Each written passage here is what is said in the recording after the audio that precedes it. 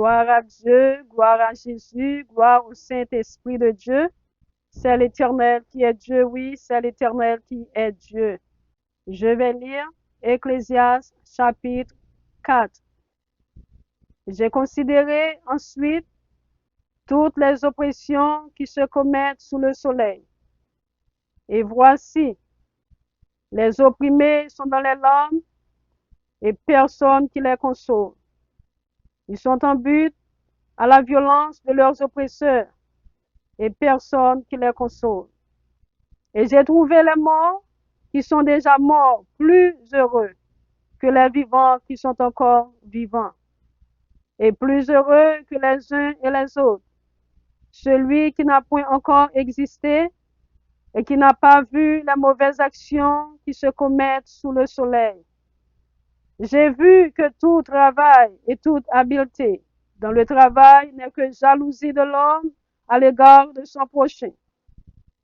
C'est encore là une vanité et la poursuite du vent.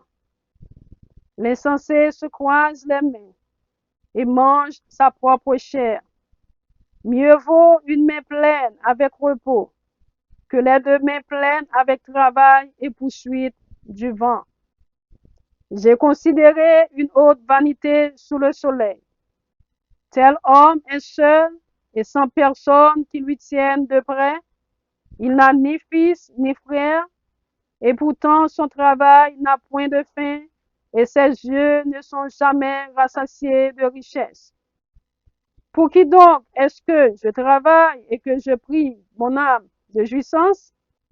C'est encore là une vanité et une chose mauvaise. Deux valent mieux qu'un, parce qu'ils retirent un bon salaire de leur travail. Car s'il tombe, l'un relève son compagnon, mais malheur à celui qui est seul et qui tombe, sans avoir un second pour le relever.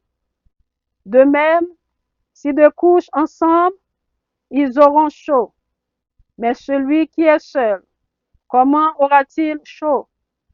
Et si quelqu'un est plus fort que seul, les deux peuvent lui résister, et la corde à trois fils ne se rompt pas facilement.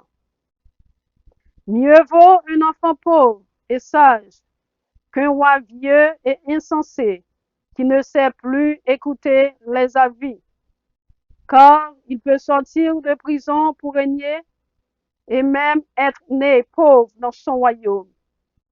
J'ai vu tous les vivants qui marchent sous le soleil entourer l'enfant qui devait succéder au roi et régner à sa place. Il n'y avait point de fin à tout ce peuple, à tous ceux à la tête desquels il était.